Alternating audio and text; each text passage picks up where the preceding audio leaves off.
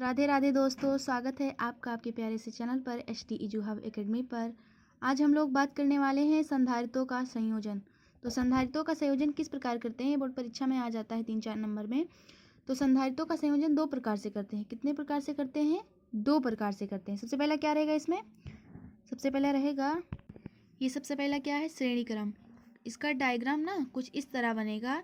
इसमें हमें ये समझ में आ रहा है, क्या समझ में आ रहा है? ये समझ में आ रहा है कि आवेश, देखो यहाँ पर भी आवेश क्यू है, यहाँ पर भी आवेश क्यू है, यहाँ पर भी आवेश क्यू है। मतलब कि इस पूरे डायग्राम में क्या है? आवेश समान है। क्या है? आवेश समान है। और जो विभव है वो इस पर क्या है? V1 है, इस पर विभव क्या है? V2 है, इस पर विभव क्या है? V3 है। ठीक है, ऐसे ही C भी क्या होगा? C1, C2, C3। ठीक है, तो हमें ये पता चलता है श्रेणी क्रम में क्या? श्रेणी क्रम में विभव बट जाता है और आवेश समान रहता है। तो इसी तरह हम इस पे लिख सकते हैं कि श्रेणी क्रम में विभव पहले पर V1, दूसरे पर V2 और तीसरे पर V3 होगा। ठीक है, और इसी प्रकार आवेश जो है तीनों में समान रहेगा। ठीक है, तो जब आवेश समान रहेगा और विभव बट जाएगा तो इसका फॉर्मूला हम लगाएंगे। क्या लगाएंगे? Q इक्वल टू क्या होता है? Q इक्वल टू होता है CB। क्या होता है? CB।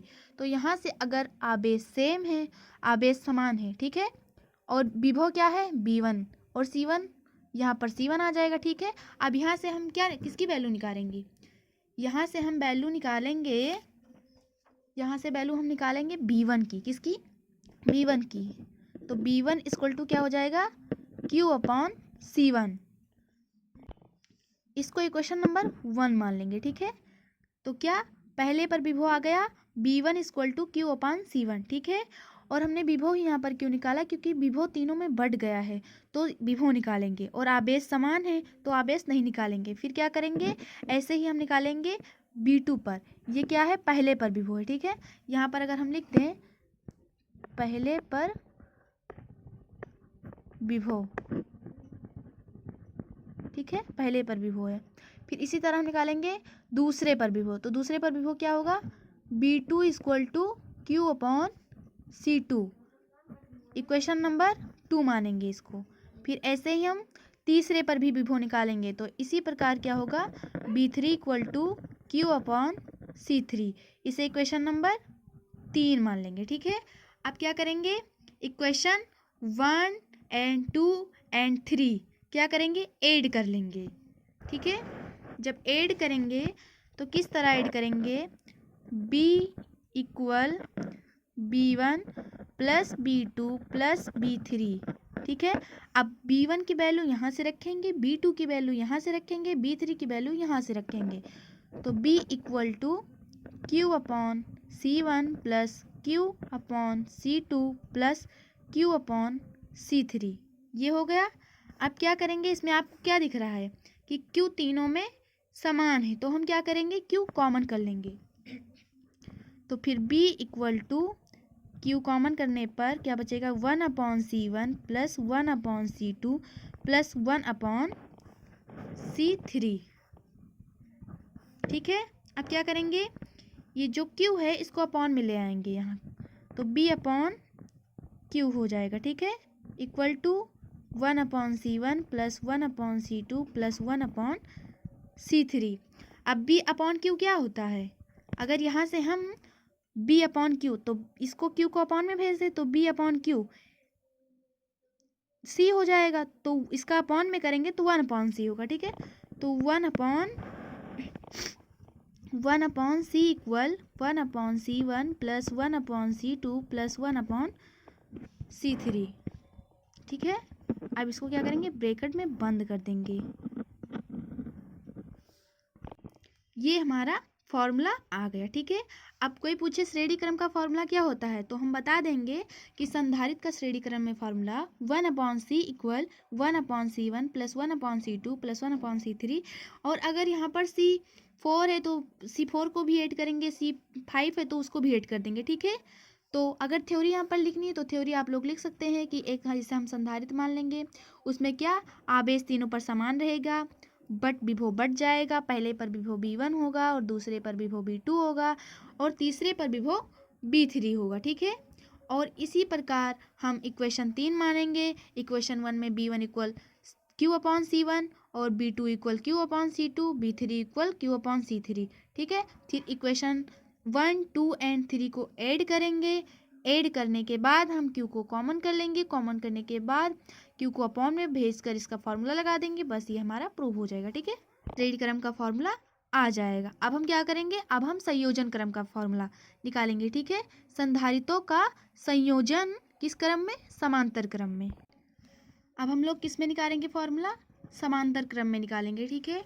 तो समांतर क्रम का डायग्राम इस तरह होता है। यहाँ से आवेश Q गया और ये यहाँ पर बढ़ गया Q1, यहाँ पर बढ़ गया Q2, यहाँ पर Q3 गया, ठीक है।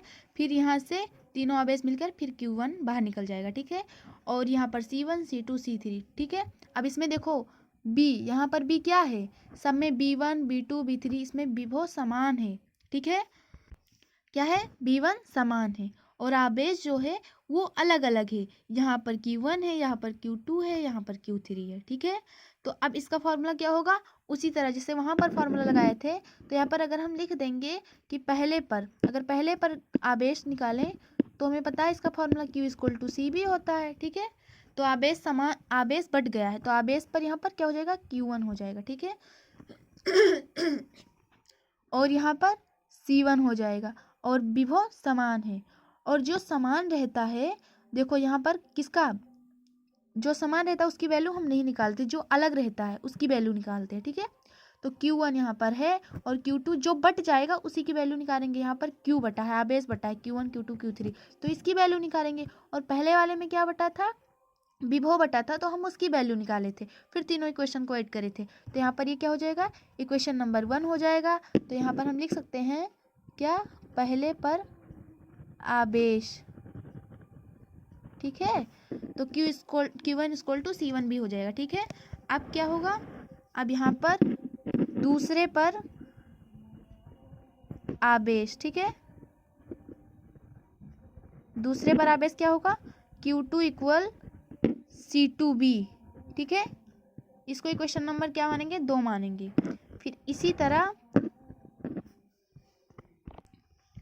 तरह तीसरे पर भी आवेश, ठीक है। तीसरे पर आवेश Q3 = C3B, इसको इक्वेशन नंबर 3 मान लेंगे। अब फिर क्या लिखेंगे, इक्वेशन 1 एंड 2 एंड 3 को ऐड करेंगे। जब तीनों को जोड़ लेंगे तो क्या हो जाएगा, Q = यहाँ पर पहले हम लिख देते हैं, समीकरण 1, 2 और 3 को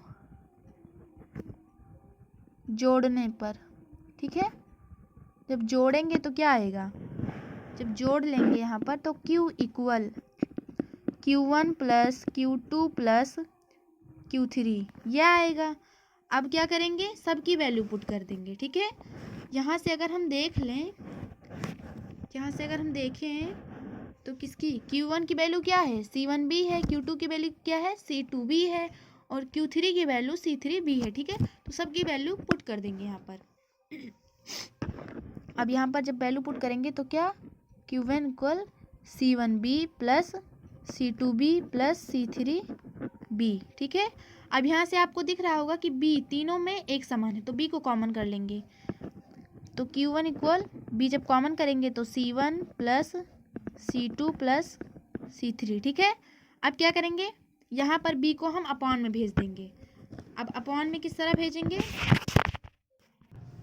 इस तरह अपॉन में भेजेंगे, Q/B = C1 + C2 + C3, ठीक है। और Q/B क्या होता है, C होता है, तो C = C1 + C2 + C3, ठीक है। ये क्या हो गया, फॉर्मूला हमारा आ गया, किसका, समांतर क्रम का। अब यहाँ पर हम देखें तो क्या, 2 फॉर्मूला निकल के आया, कौन कौन सा, पहले श्रेणी क्रम का, किसका, श्रेणी क्रम का। श्रेणी क्रम में ये था पहला, तो इसका फॉर्मूला क्या मिला था हम लोगों को, इसका फॉर्मूला हमें मिला था 1/c equal 1/c1 plus 1/c2 plus 1/c3। इसका फॉर्मूला हमें ये मिला था, ठीक है। अब दूसरे का फॉर्मूला क्या मिला है, समांतर क्रम में c equal c1 plus c2 plus c3, ये फॉर्मूला आया, ठीक है। अब इस पर अगर क्वेश्चन करना चाहो तो आप लोग कर सकते हो। धन्यवाद।